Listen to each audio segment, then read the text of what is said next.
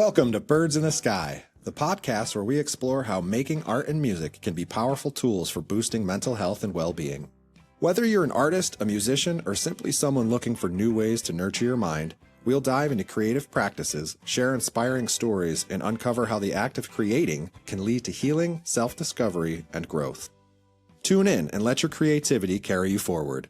I'm your host, Matthew Crane. Let's fly.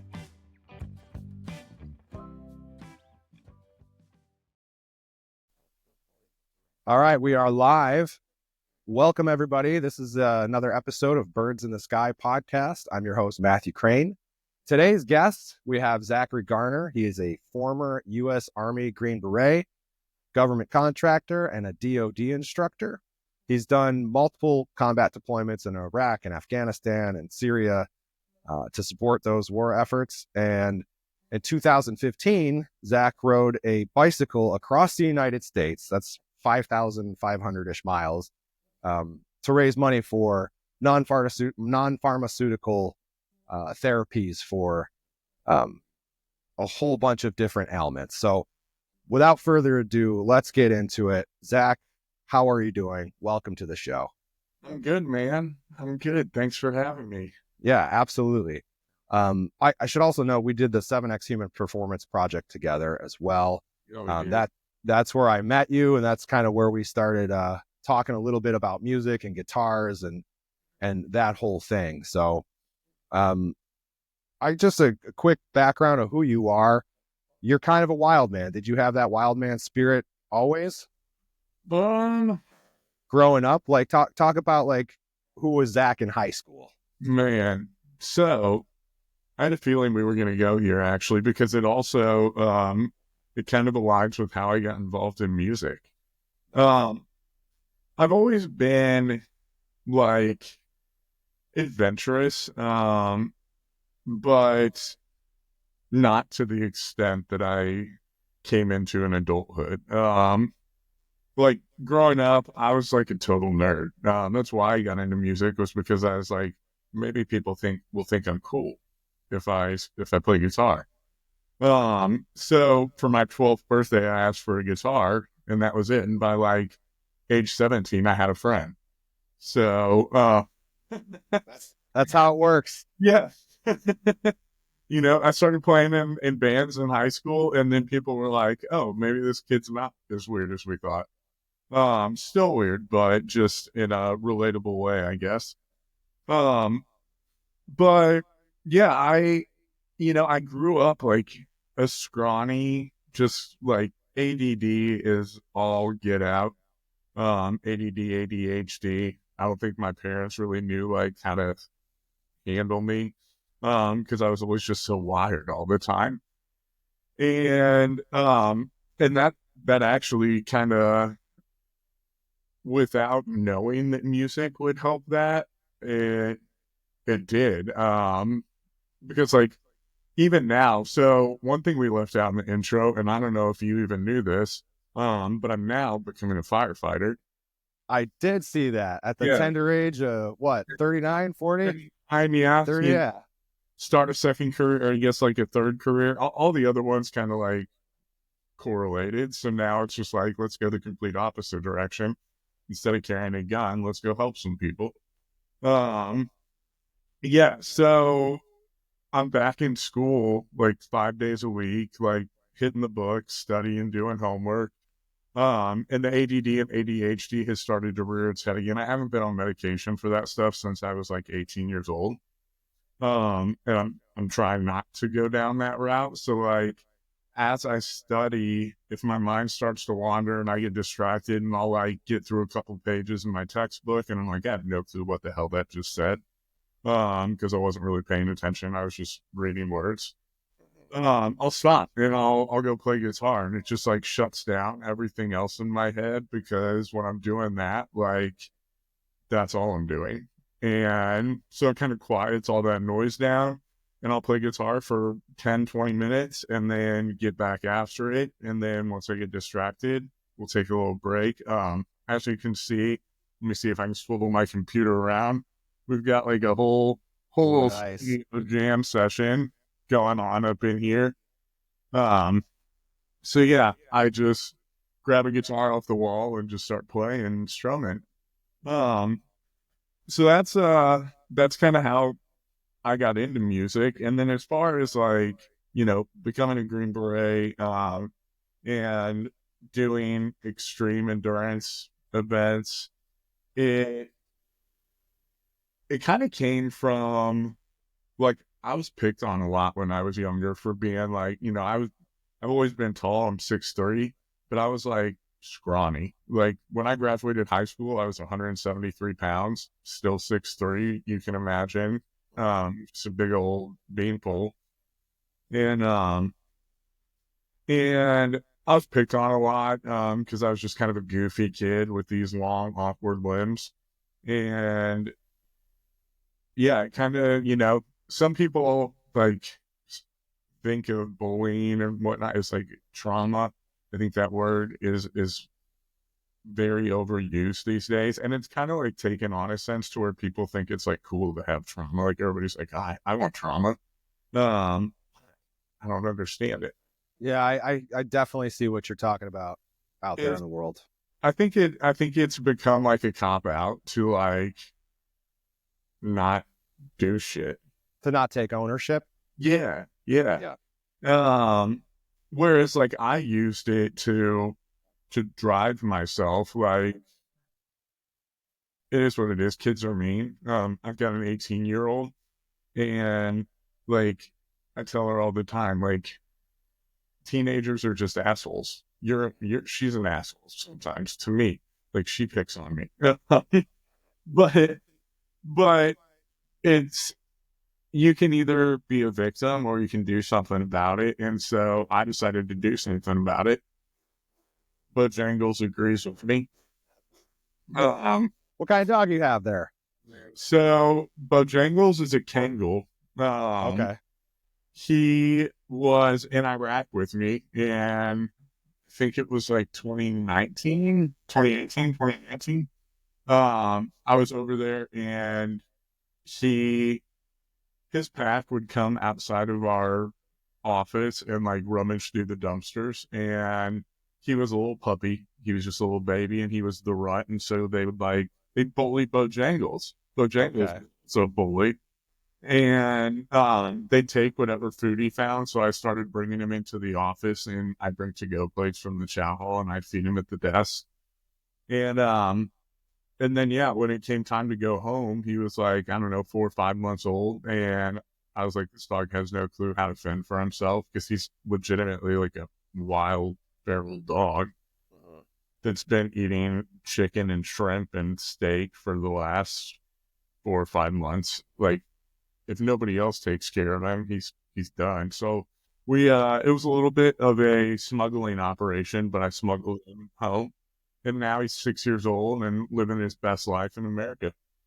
Nice. That's cool. Well, that Yeah. was a good little side story on that. Nice. And then I've got a American pit bull that's like, his name's Lyle. He's 110 pounds. He's just a beefy. He's like as wide as I am. But he's scared of his own shadow, and he thinks he's still a puppy, even though he's like 4. But I had an American Pity as well, and it was one of the best dog breeds I think I've ever owned. oh yeah, And they're and, just big and things.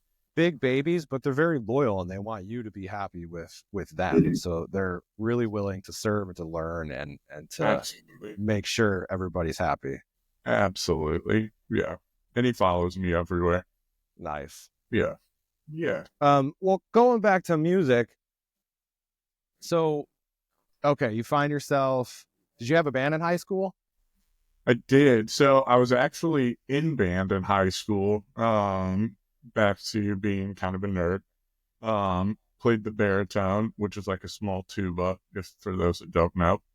Um, and got into that when I was like in 6th grade. My sister was in band, and so I just kind of like followed and was like, well, I'm gonna do band. So played brass instruments, and that's where I learned to read music.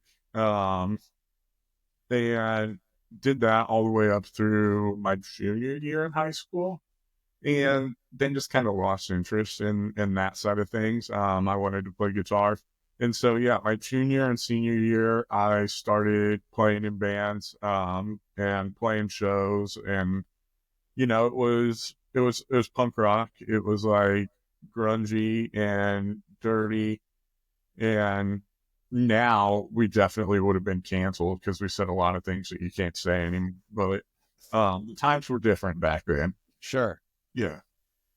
Well, that's cool. I mean, that I'm glad that like music had a place for you to kind of for your ADD, as you said, ADHD, and so loud rock punk music was kind of a place for your energy to go, right? Not like a cerebral jazz band where you're trying to intellectually jam, but like fast, hard, loud. Yeah, it was like an outlet. The other side of what you're talking about has come later in life. Now my music has grown a little bit. And I do a little bit of everything. I love sitting and jamming some blues, some like indie folk stuff. I love writing music. I love writing lyrics. Um, and it's like you said before, I used it. It's like an outlet for that ADD, ADHD. Now it's like an outlet for like stress, anxiety, things like that, as well as like I said, as I'm studying, like still helps with the ADD and ADHD. But it's also like just a way to get my emotions out sometimes. Nice. Yeah. So it the way you approached and used music in your teen years is a little different than how you kind of use it now after a few decades of life experience to kind of go in there. Is Yeah, that I think, fair to say?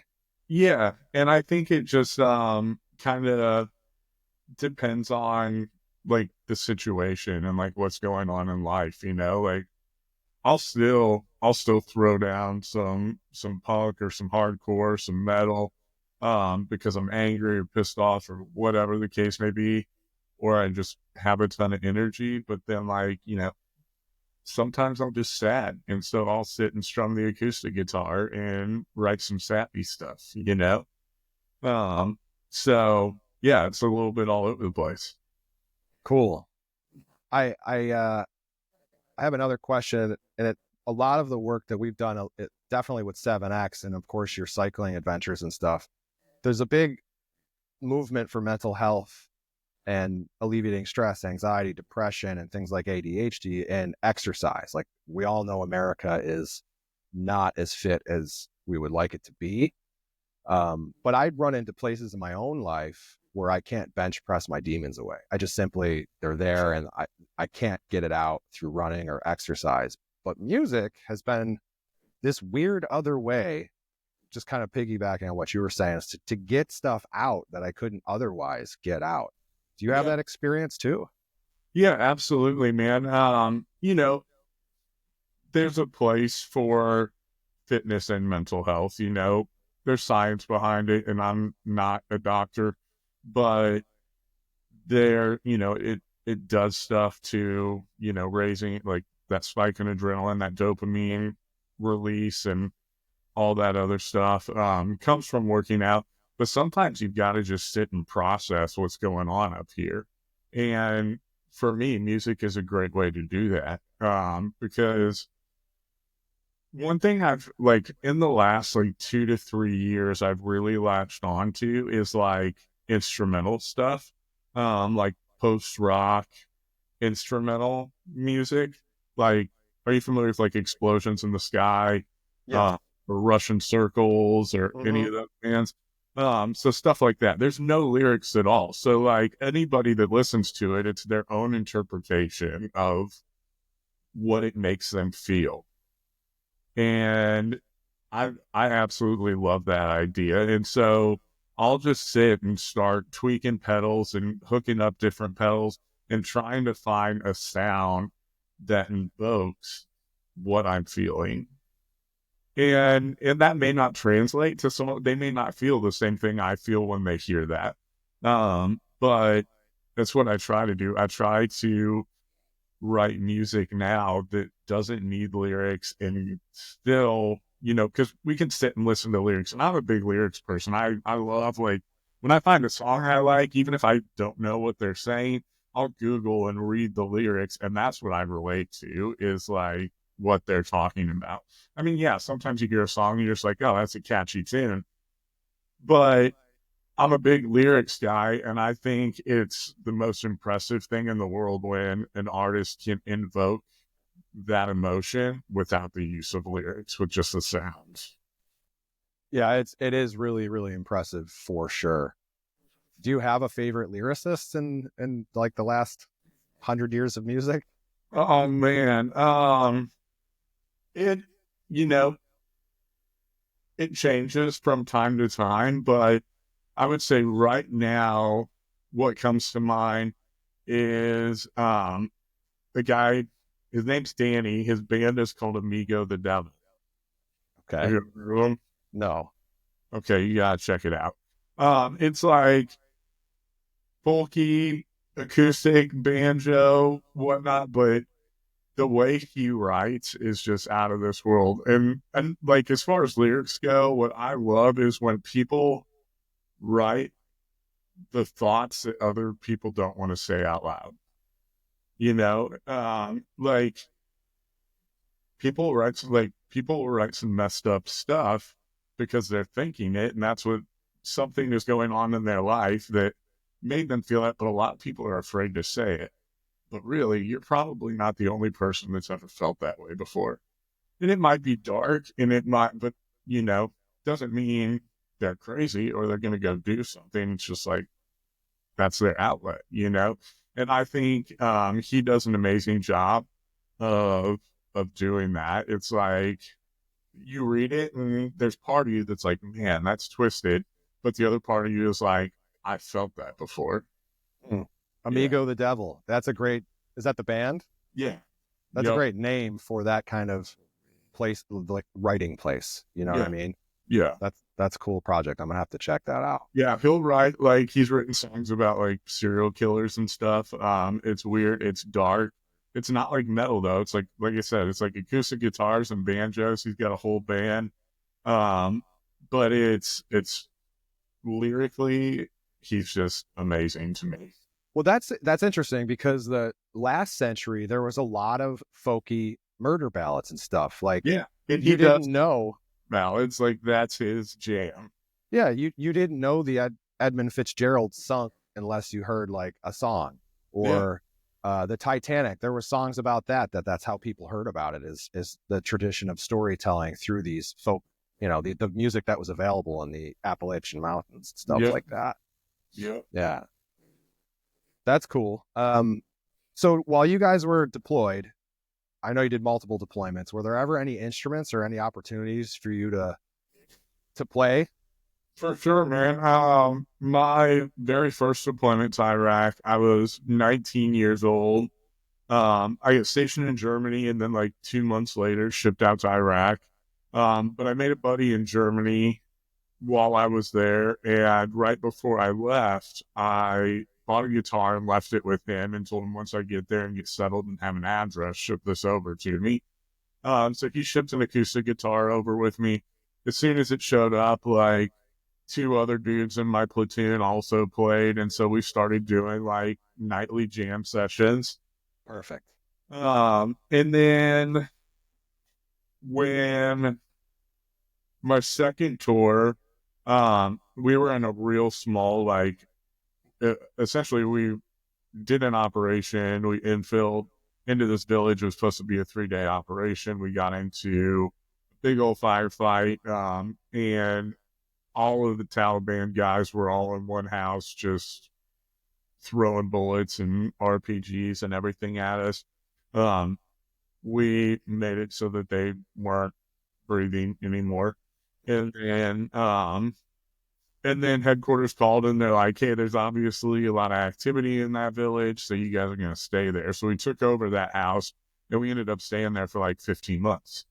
Whoa, 3-day operation into 15 months. Yeah. That's how it works, everybody. If you're listening and you want to know what military service is about, you have to be flexible and adapt. So they shipped all of our stuff that was back at the base out to us. We took over that house. We built it up and fortified it. And then I eventually, there were probably 50 guys living in this small little compound though. So we didn't have a lot of extra room. Like if it didn't fit under your cot, there was no place for it. So couldn't get a guitar sent over, but I ordered a ukulele. And I remember I would just sit out around the mortar pit in the evening and just strum the ukulele, and we'd just make up silly songs. And yeah, it was just kind of like sitting around the campfire with you bros and just writing silly little goofy songs about the events of the day. And it kind of helped. It was for that hour, however long we were out there, just normalize what was going on during that time. So I found a way to get some music into that. And then my third deployment, I was in Bagram. I was all over Afghanistan, but Bagram was home base that I would go back to every couple of days, and became real good friends with the chaplain there, a guy named Charlie Shields, one of the best dudes I've ever known. He was a plank holder in Ranger Battalion back in the day, and then became a chaplain, got commissioned, and got assigned to 7th Special Forces Group. And so he was our chaplain over there.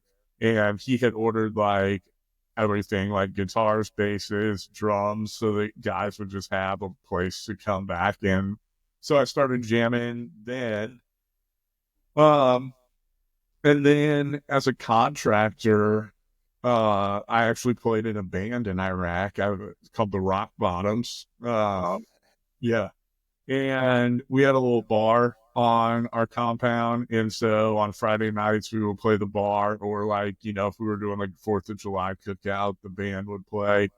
But every week, twice a week, we'd get together and practice. We had a whole studio set up over there. And I actually didn't play guitar. I learned how to play bass because there were plenty of guitar players, but nobody knew how to play bass. So, a good buddy of mine, his name's Johnny Colt. He was actually the bass player for the Black Crowes. Oh, nice. And then once he left the Black Crowes, he became the bass player for Leonard Skinner and a bunch of other projects. He lived near me in Florida, and so we had a really good relationship, great friends. So I started doing Zoom calls with Johnny, and he would teach me bass songs. And we did all classic rock covers, just something fun to do. And so him being from Leonard Skinner and the Black Crowes was the perfect guy to teach me. Of course. So I've consistently found a way to play music in those situations. I feel it's pretty common. I feel everybody, somewhere during a deployment, someone's got a guitar. It is. That was my experience too. Yeah. Either a little ukulele, a backpacker guitar, Yeah. mandolins. I would see those out there too. Mhm. It is really, really powerful. And I just got to say, that's visual of you playing a ukulele, sitting around a mortar pit. That is it's really a beautiful image in my mind, because I think people need to realize the power that had, not just for you, but for the guys around you too. Yeah. To be able to, like you said, normalize the day's events. Yeah. And if there's one thing I could go back in time and change, it's that I wish I would have taken more pictures throughout my career. Sometimes you can't take pictures because of OPSEC and whatnot, but stuff like that, I would love to have those photos to hang on my wall, of just sitting there dirty, because we didn't even have showers during that deployment for 8 months. We were just cleaning ourselves with baby wipes and washing our clothes in a trash bag full of water and soap, and then hanging them up to dry. And so it's you're dirty, but you're laughing and you're making the most of the situation. And I wish I had a visual representation of that time. Yeah, same. I think I had an early digital camera. I deployed in 2005, and I went to Camp Arif Jan, Kuwait, and into Basra a few times to load up some kick cards, because I was an AT in the Navy. So nothing crazy. Definitely not like your military experience, but I still needed to find music for myself. So I was able to do that, and you have to. It's survival. Oh yeah. Oh yeah. Definitely. I've also noticed some similarities in like the punk music scene and the enlisted military scene. Oh yeah. Did you ever see any of those similarities, like the attitude, the energy levels, the defiance? I think the defiance is a big Yeah. one. Especially in like the younger ranks, like the privates, private first classes, and specialists. Um, there's a lot of like that, like fuck the man mentality still in those young kids, young men. They're not kids; they're over 18. But and I was that way too. Like I was kind of like a little shit, you know. And but like it was awesome. I was stationed in Germany for 4 years, and like the punk scene in Germany is like still super strong. And there were a couple guys on base that like I crossed paths with at punk shows and realized like, oh, you're American, you're a soldier too.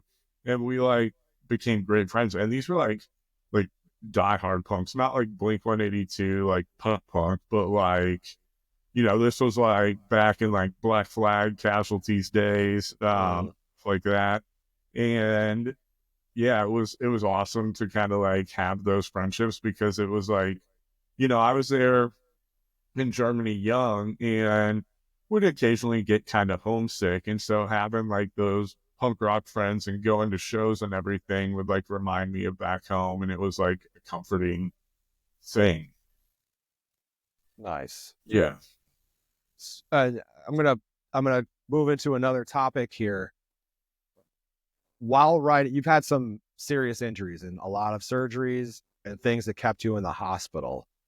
Um, do you want to talk about those at all? Because I have questions related to it, but it's up to Yeah. you. Yeah. I'm an open book. Let's go. So you were doing a what was a half Ironman, Mm-hmm. and you got hit by a car. Is that Yeah. correct? Yeah. You want to talk 20. about that story? Yeah. I was on the bike portion and I think I was probably about like 35-ish miles into it. So like over the hump. Um, and was cruising along, feeling good. It was shitty weather that day. Like that morning, the winds picked up. So like there were some of the swimmers had to get pulled out of the water, because of the tides. It was in a lake, but like very choppy because of the weather. And so some of the swimmers had gotten picked up, which was kind of like the first insight of like, okay, this probably isn't the best conditions to be doing this, but I don't quit. So I got on the bike and took off, and it was rainy, it was wet, not really a lot of fun, but I was crushing it. Like when I see other people are miserable, that just like feeds my fire. And like I'm like, yeah, they're gonna fall apart here soon. And so it like motivates me to push even harder then when I see other people struggling.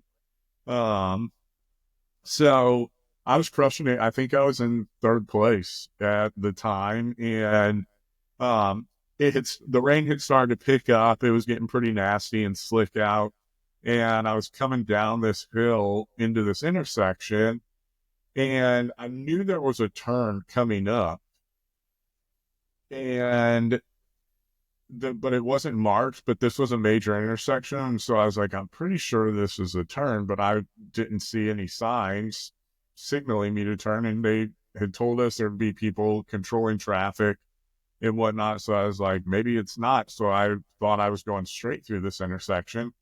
They also told us that all major intersections would be controlled to allow right away to the riders. So I wasn't slowing down because I'm trying to get to first place, and they're in sight.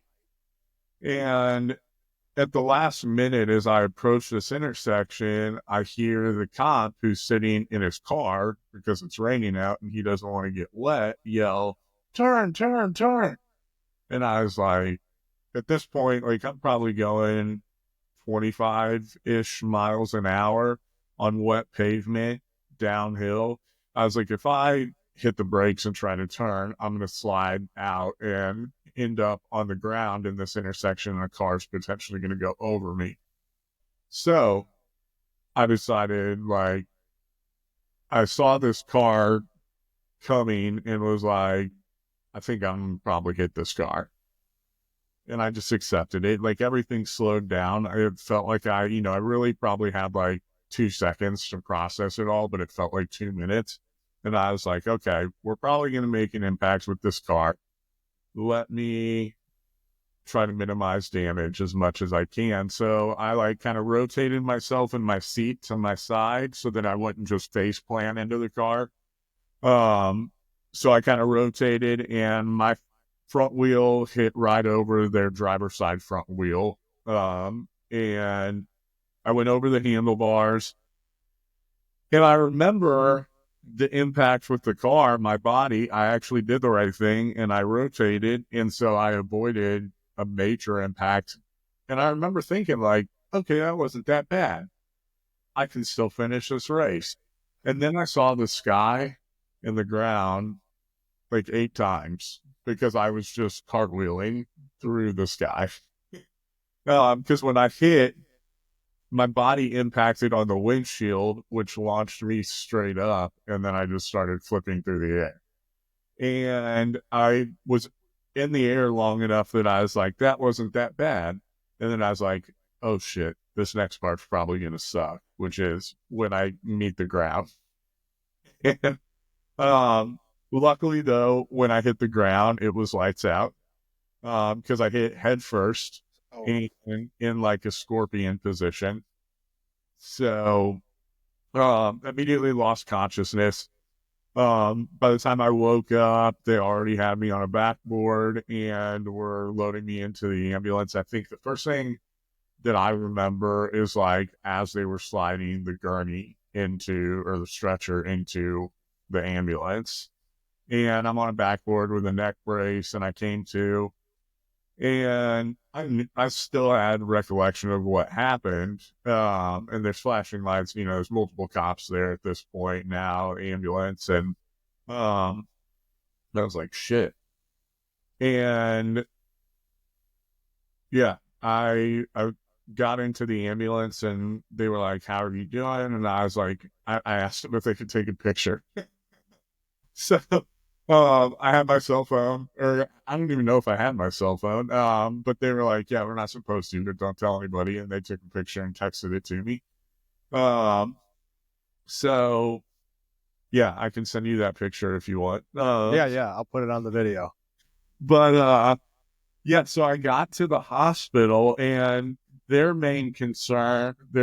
two main concerns. One was I had a bad brain bleed from the impacts with the ground. And so they were concerned about that.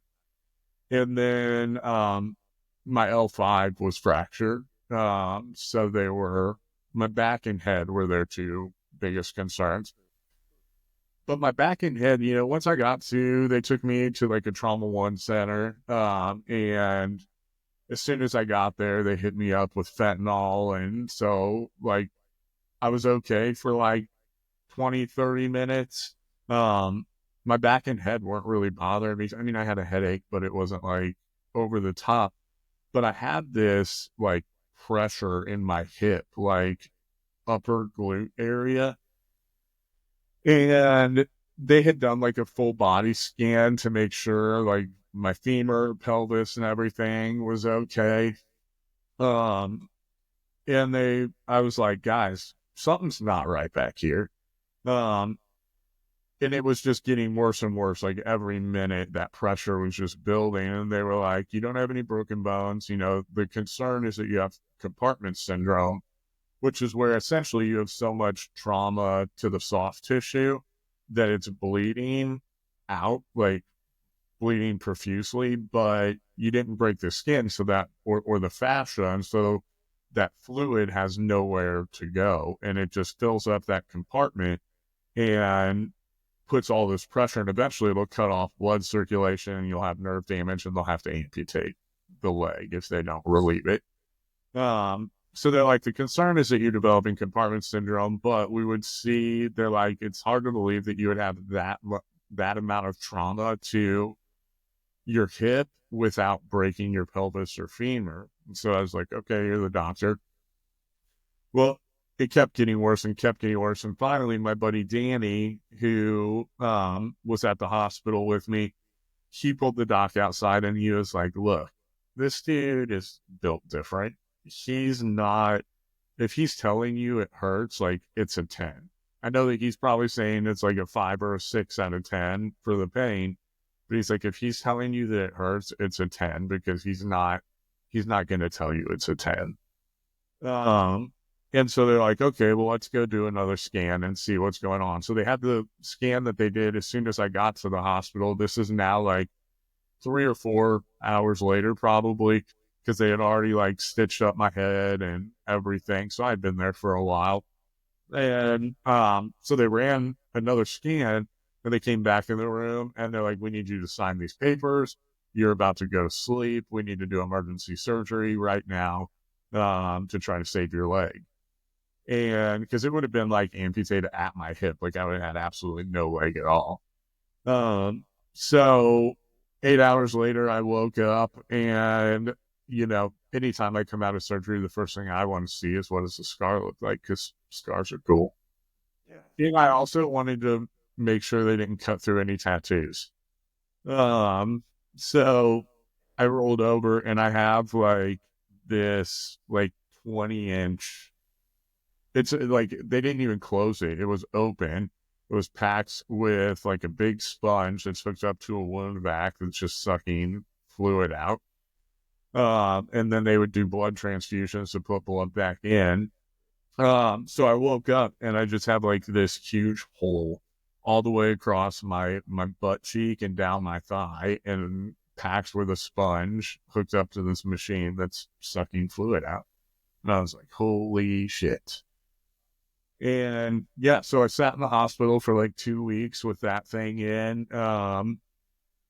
And they would have to knock me out, basically clean out the wound, and then repack it, and then wake me up every couple of days. And then eventually the inflammation went down enough that they were able to close it up. And now I've got a sick scar across my lower back and leg and butt. Good thing that you advocated for yourself, because doctors have a hard job, but they don't always make the right call, and sometimes people don't speak up, and it's detrimental to their health. So kudos on you for that. Did you have any music in your ears during this time? Because obviously you're all laid up. Were you able to write lyrics, or was it not necessarily about trying to be creative and just be healing? Man, that was the first time in my life I ever had like narcotic pain medication. I had like one surgery prior to that. And I think they had me on like a very low dose morphine drip for like a couple days after that surgery. And then they gave me like some Percocet or whatever to go home with, but I never took it. But with that, because of, the head injury, the compartment syndrome, my leg and my back being broken, they were like, we need to keep this guy comfortable. So they were very generous with like fentanyl, Dilaudid, morphine, all of that. And so I think I was too messed up to really care. I just like basically slept all day. Right. It came in afterwards. Once I got out of the hospital and went home, then I started writing and playing guitar. And, I think I was pretty much like, I was in a wheelchair for like a month after that, and then upgraded to a walker, and then eventually got good to go again. But during, back to what we were talking about earlier, when I didn't have that physical outlet to work out and stuff, and I couldn't get out on my bicycle, you got to find something. And so music was still there for me. That's outstanding. I loved it. I love to hear that. When I was 13 or 12 or something, I broke my femur bone right at that hip socket area. So it was like just the whole leg was like flopping around. I tried to move my leg and just my hip would kind of bounce up and down. How'd you do this? BMX racing on a bicycle. I just came off like this, and all my weight went in just right on the hip, and just it couldn't take it. But I was laid up in the hospital, and that was one of the first times I remember spending a lot of time drawing and listening to music. The Offspring Smash had just been released. That was an epic album. That was one of my first concerts.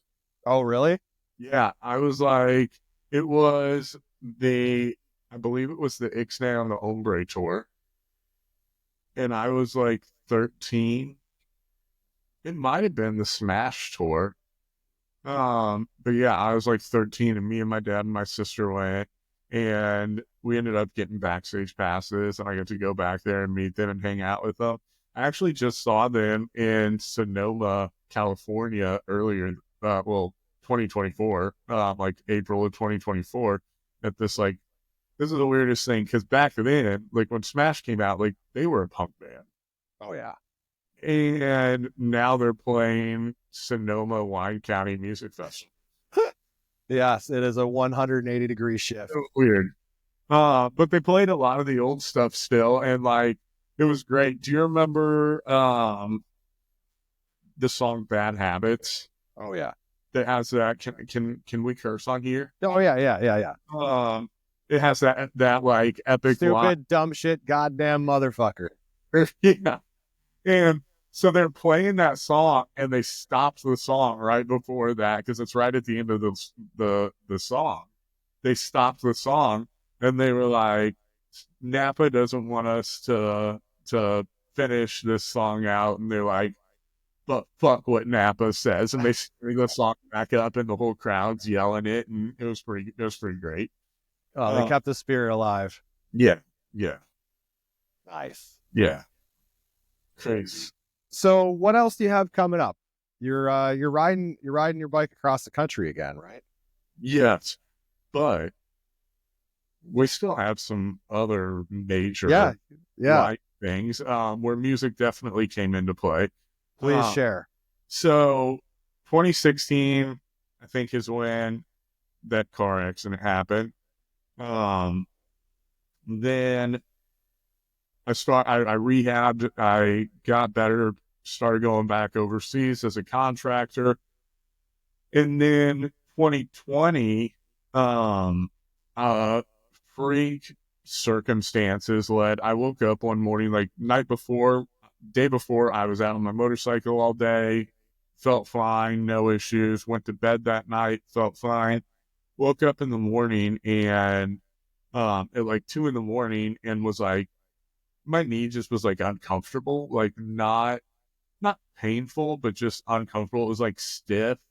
And so I got up and like tried to walk it off, took some Tylenol.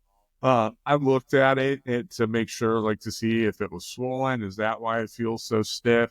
And there's a little bit of swelling, but nothing too crazy, and like some redness, and it was a little warm to the touch. Went back to sleep. About like 7 o'clock in the morning, I woke up. It was noticeably larger, redder, hotter. And I was like, these aren't good signs. So I thought maybe something bit me while I was sleeping. Like I was living in Florida at the time, so like a brown recluse or a black widow or some little critter. And so I went to urgent care, and they ran some labs and said, your labs look normal. We think that it's just an overuse injury. At this time too, like right now, I'm in bike mode, training for a bike race, which we'll talk about in a minute. But at that time, I was like 6'3", like 250, and like pretty yoked. And so they're like, you look like you work out a lot. I think you have an overuse injury. They gave me a steroid injection, sent me out of there. it felt better for like 2 days. And I was like, okay, I guess they're right. Then it got huge. Like it got to the point where like I couldn't put pants on because my knee was so swollen. Uh, Whoa. and pain started to get substantially worse. So like 2 days later, I called an orthopedic doc that they had given me the contacts for and told me like if it doesn't get better, contact this doctor and get seen by a knee specialist. So I called and I was like, hey, I was in urgent care a couple days ago. They told me to follow up with you if it didn't get any better. And they were like, okay, we can get you in like 3 weeks. And I was like, I don't think this can wait 3 weeks. They said, can you take some pictures and send it to this email address? We'll have our PA look at it. We'll call you back and let you know if we feel we need to see you sooner. So I did. They said, hey, you should probably come in today. So drove up there. As soon as I got in there, the doc comes in. He takes one look at my knee and he goes, fuck, which is not what you want to hear your doctor say. Definitely not. And he says, that's definitely an infection. We need to get you on some IV antibiotics right now. So he said, drive over to the hospital because I was at like his offsite clinic. He's like, drive to the hospital. I'm going to call them while you're driving. Just go straight to admissions and they'll have a room ready for you. We need to get an IV started and get you on some antibiotics in the next hour. So I drive over there.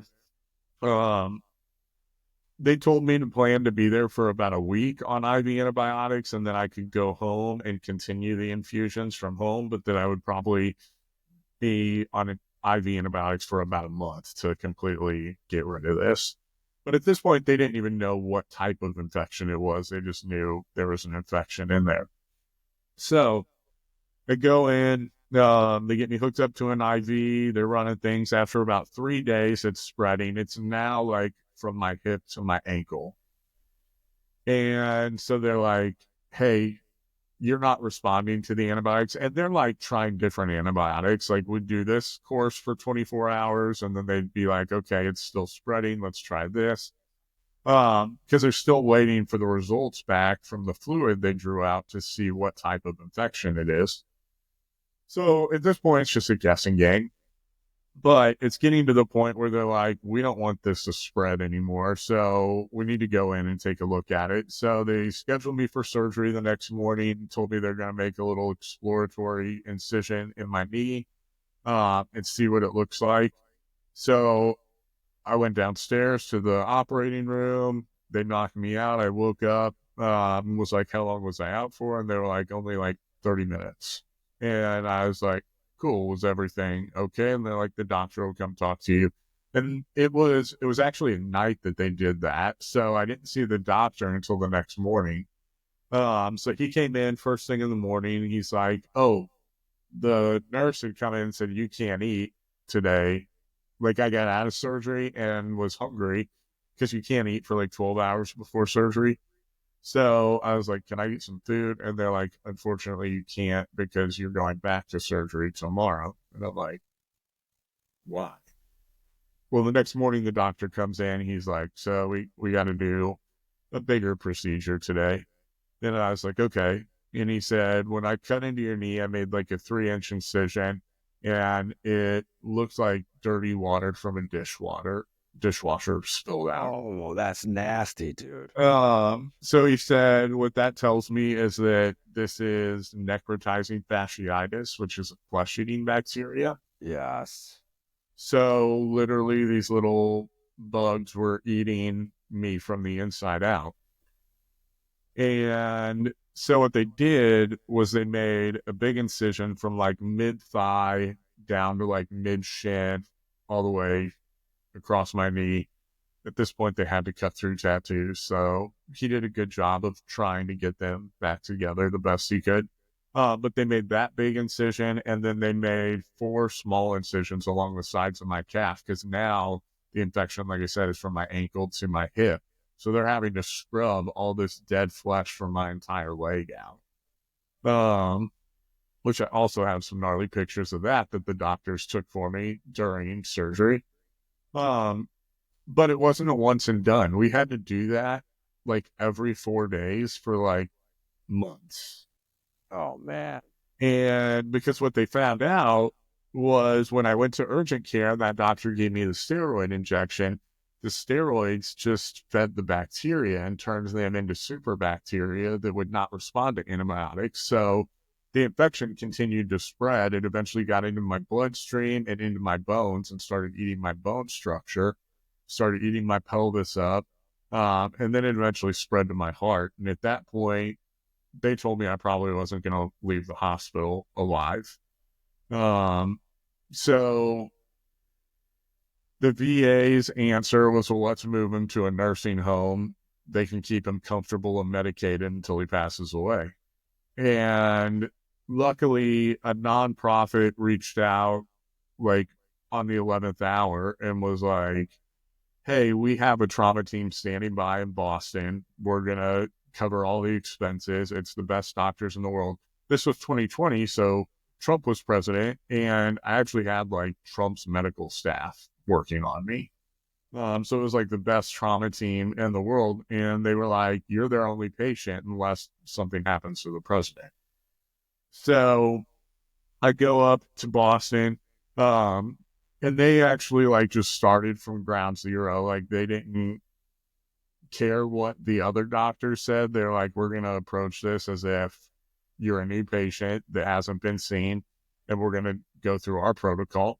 And they were actually able to get it under control. You know, a combination of those manual washout and debridements of the dead flesh and the bacteria with the right combination of antibiotics. They were able to get it under control. I did have 2 strokes while I was up there. And I coded, I died on the table, and they did CPR and brought me back. As a result of all these treatments and fleshing out the dead flesh and everything, that's when he had strokes and died because of the stress on the body. Yeah. So, you know, at this point, I would probably so this started in June of 2020. I went up to Boston in like the end of September, or maybe mid-September, somewhere around that. I think it was the end of September. And at this point, I'd probably had 20 to 30 surgeries in, 3 months, 4 months. And yeah, just, a blood clot shot up and got lodged in my brain. And I woke up and I was blind and had no use of the left side of my body. And then I had a real bad seizure that lasted like 10 minutes to the point where they were like, he might be brain dead when this stops. And that's when I coded. And then, yeah, I came out of it though after about 2 weeks. The left side of my body started working again, and slowly over the course of the next month, I started to get more and more of my vision back, and now I have no residual effects from it. A little bit of like speech sometimes, but it's not all the time, and there's really no rhyme or reason. Just sometimes it kicks in, and it kind of sounds like I'm drunk, even if I'm not. So, yeah, but so that happened. And music did play a big part in that. While I was up in Boston, they would occasionally let me have like a little leave from the hospital because I was I was in the ICU for a good chunk of it. And then I was on a regular floor. And if I was doing good, they would let me have like a couple days to go out. And I would stay at this hotel that was like a block away from the hospital so that I was close if I needed anything. But they're like, you probably are going stir crazy. So they'd let me out. So I went to Guitar Center while I was up there and I bought an acoustic guitar, and just started jamming and playing guitar while I was there just to have that outlet because, again, there was no working out really until I actually started doing physical therapy. But yeah, music definitely came back. And I would say like, since then, like I always realized that I always kind of knew that music was therapy for me, that it was like an outlet. But that was the first time that I really started using it as like therapy, if that makes sense. Oh, absolutely. Yeah. So I had Kagan Gill on, our mutual friend of ours, and he had spoke about his orthopedic surgeon recommended he play piano so he can get some dexterity back in his hand. He said it helped him out with that. When you bought that acoustic guitar, did that help you at all? Just be like force you to even move your hand more and to want to jam and stuff? Definitely. Yeah, that. And I started like, there was like this little model shop. And I started like putting together models so that like I would, because at the time, like I really couldn't manipulate like small little pieces. Like I could pick up like this big water bottle, but I couldn't really like grasp like picking up something small or like holding a pen or whatever. So yeah, I started doing things like that for like actual kind of like occupational therapy or physical therapy, whatever. But then also just the mental therapy, like did a lot of really good writing during that time. That's So amazing. I've only heard snippets of that story and in the time like on buses between places or on the airplane and stuff. So to hear it all, it's remarkable that you're alive and you must have some kind of internal clock to just, I mean, I know you do, that just says don't give up. You're super inspiring in that regard, man. So I thanks. mean, Yeah. I I would be doing a disservice if I didn't say that there were times during that I did want to give up. It it eventually got to the point where it was like I'm having surgery every couple of days. This has been going on for months. I'm not getting any better, and it was just like I hope that I just don't wake up tomorrow. I just don't want to do this anymore, and I don't want to put my family and my friends through this. I don't want, we don't want to be a burden for other people, and I definitely felt like a burden, even though I'm not. I wasn't. But to me, I felt like I was. Like I couldn't do anything on my own, so I needed somebody for everything. From going to the bathroom to eating, everything. And um yeah, so there's definitely a time where I was actively praying, if you will, to not wake up the next day. And then when I would wake up, then it was like, okay, well now we're going to take this into our own hands. And like if it wasn't medication going straight into my IV, if it was oral medication, I was like cheeking pills and saving them up until I had enough to hopefully take them all at one time and just fall asleep and not wake up the next day. But I kept waking up. And so it gets to the point where it's like, okay, can't die. Like, I don't want to sound cocky, but like, shit, I took enough narcotics at points that would have fucking put down a horse. And keep waking up, and I'm waking up disappointed that I woke up. So eventually it gets to a point where it's like, okay, we got to change something. We got to shift our mindset. And um, so then it was like, okay, the doctors told me I wasn't going to leave alive. Now they're telling me I might not walk, or definitely probably not going to ride a bike competitively or run. Um, let's try to prove them wrong. And so that was when I made that shift, and I just started really focusing on the physical therapy side of it. And I was like, you know what? I'm going to come back stronger than I was when this happened. And that became my purpose. And that's that. I think that took like, how long we've been on here? Like an hour? Yeah, almost an hour. So when you asked at the beginning of this, have I always been this adventurous person? No, it kind of came from the development of being bullied and being scrawny when I was younger, and then being told that I couldn't do stuff by doctors because of shit that happened. That's what made me who I am today. such a crazy story, man. And again, in 2015, you did that bike ride across America, Mhm. and for the 10th anniversary, you're planning on riding. What is it, from Canada? I wrote it down in my notes. Canada to Mexico? Yeah, from Banff, Canada to Antelope Wells, New Mexico. Oh, New Mexico. Okay. Yeah. Well, Antelope Wells is the New Mexico border crossing. So it is the Continental Divide, all the way down, and I'll be doing that on a mountain bike, that red mountain bike right there. Um, yeah, I just got that bad boy built up, fully custom designed by another veteran who is real into bikes. So, yeah, I got him to get the bike, and Birdman sponsored me and paid for the bike for me. So shout out to Birdman for helping make this dream Shout come. out to Birdman. Yeah, it's been like a bucket list item for like the last like 15, 20 years. I've always wanted to mountain bike the Continental Divide from north to south the entire way. And so I thought for the 10th anniversary, it would be a really cool opportunity to do that. And I'm going to do it for a nonprofit called Task Force Dagger. And the money that we raise, my goal is to raise $100,000 for Task Force Dagger.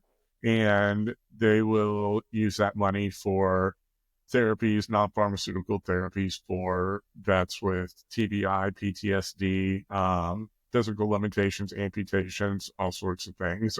So yeah, I've worked with them. That's who I raised money for in 2015. And they're just an amazing organization. I want to say like 93 cents on the dollar goes back to the veteran community, and the 7 cents that of every dollar that's donated is just covering their overhead costs for events and marketing materials and things like that. Nobody takes a paycheck. So yeah, great organization. Awesome. And we're going to have links in the video description so people can donate to that. And I will actually dub in the verbal link as well for people that are listening so they can type it out and find it if they'd like. You got anything else to add, man? What's your go-to guitar these days? What are you playing when you sit down to play? That is a hard question. I will say, as far as like the guitar that I'm most proud to own, would be, I don't know if you can see it, that is a 335. Yeah, it's a Murphy Lab 335, lightly aged, 59. Beautiful. Reissue, 59 reissue. That is like my holy grail guitar. It's a guitar that I wanted my whole life. But I've got 2 custom guitars that a local guy here in Baton Rouge, he makes phenomenal pickups. And he's who I go to get all my guitar set up by. Whenever I get a new guitar, I take it over to him right away and have him do a full setup on it. And I started playing his pickups and ended up buying 2 guitars from him. The bodies he gets, are you familiar with Nash guitars? Bill Yes. Nash. So he gets the bodies from the same supplier that does Nash's relic guitars, and then he puts his pickups in it, and then just builds them out. So I had him do 2 for me, and one of them, I kind of like, it's like a Frankenstein guitar. It's kind of like that Jack White guitar that you just got. Oh, yeah, the triple caster. Yeah. So this thing's got it's a Jazzmaster body, but it's got in the bridge position, or the neck position, has a jazz, like his rendition of a Jazzmaster pickup. But then I had him put like a really heavy duty metal like hardcore heavy metal humbucker and bridge position. So it gets super bright, clean tones, and then it gets like dirty also, and it's amazing. Nice. So a little bit of beautiful with some bite. Yeah. Definitely. So I've been super happy with that, and then I've got a strap that he made for me too.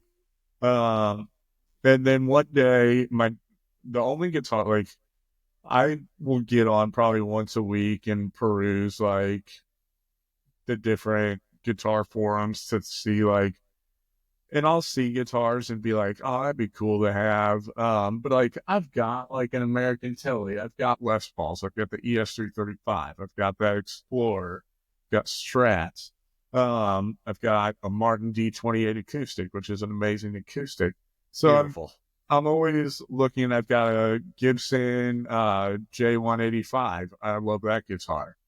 Um, but so I look and I'm like, it'd be cool to have that guitar. But the only guitar that I really want, like, I feel like my collection is pretty complete, except for an SJ200. Okay. Yeah. So that's like probably the next guitar I'll buy, and hopefully the last guitar I'll buy. Yeah, it's not gonna be. No. It was a trick question when I asked you your favorite guitar because all of them, Yeah, all of all the them. guitars. All of them. And it's crazy because people that don't play guitar will come over to my house, and like I've got like 12 guitars on the wall in here. It's actually at the point where if I buy it, I have one spot that is reserved for the SJ200. Nice. But after that, if I buy a new guitar, I have to get rid of a guitar because I'm out of room. Yeah. So yeah, but people come over and they'll be like, do you play all these guitars? And I'm like, fuck yeah, I absolutely play all these guitars. Because it's like, people that don't play guitar don't understand, but it's like, depending on what you're playing, like, there's a guitar for that sound. There is. Yeah. Yeah. I play differently depending on which guitar I pick up. Yeah. Like 100%. it dictates what I try to communicate through the instrument. Yep. 100%, man. Um, But no, man, this has been awesome. This is fun. This is different from any other podcast that I've done. Usually it's like either talking about military stuff or talking about like resilience and overcoming stuff, which we did, but Mhm. a different way. Talking about like the importance of a creative outlet. And I think that's super important. And Thanks, man. Thanks. I mean I watch a lot of the podcasts and listen to a lot of them, and they all kind of say a lot of the same stuff. So I was just trying to find a different angle on it because I don't I wasn't in like physical combat like you guys talk about this stuff. It's fascinating to me, but it's not really my experience as a veteran. yeah, So it's really cool to have you on the show and to talk about music and guitars. And I had to have you kind of set up some of your stays in the hospital because I needed to know how you process that sort of stuff. So yeah, we definitely talked about the resiliency and your service, but that wasn't really going to be the focus of this show. So thanks for I love. humoring me and so much love, dude. Thank you. And also like if anybody's listening to this and they're like, I don't know how to play an instrument and I don't have an interest in playing an instrument, get some paper, get some canvas and paint. Like that's another thing that I do. And I'm not an artist by any sense of the of the word. Um, but I have a really good friend who's a really awesome artist, and he got me turned on to it. Like we're super close. Our birthdays are on the same day. We're very like-minded. He's ADD and ADHD. Uh, his name's Justin Lyons. Check out his work. I It's will. amazing. Um, but he lived down the road from me in Florida. We met through a mutual friend. And so also while I was going through a lot of this stuff, he would call me and be like, hey, come hang out at the studio for a little bit. And I'd get over there and he'd just set up his own canvas and like throw some paint out. And he'd be like, just paint what you feel. Paint That's whatever. awesome. And we would just sit there and paint together. This is a guy that sells like $40,000 paintings. And Right. he's like, yeah, go to town. And we actually did like some collaboration stuff together. We would like, he would do a portion of it and then I would add something to it and then I'd leave. And the next time I'd come back, he'd add something else and then I'd add something else. And that was also another great therapy. So for anyone that's struggling and listening to this podcast, like find something creative and get out of your head and put it down on paper, put it on canvas, put it into music, but get it out here and just Yeah. definitely. And I'll echo that because I also paint, and whether I'm playing music or painting or doing photography, what it is that it kind of decouples your mind from yesterday's anxieties and experiences and trauma or whatever, and takes tomorrow's anxieties and fears and worries and decouples that. And you're focused on the flow state of just pushing paint around a canvas or strumming a guitar and just hearing that, like, I can lay my bass on my chest and just hit that open E, and the vibration goes straight into my bones, and you could feel it actually vibrating your skeleton. And that to me is even just like, I can do that, and that's like a music therapy, and it requires zero skill.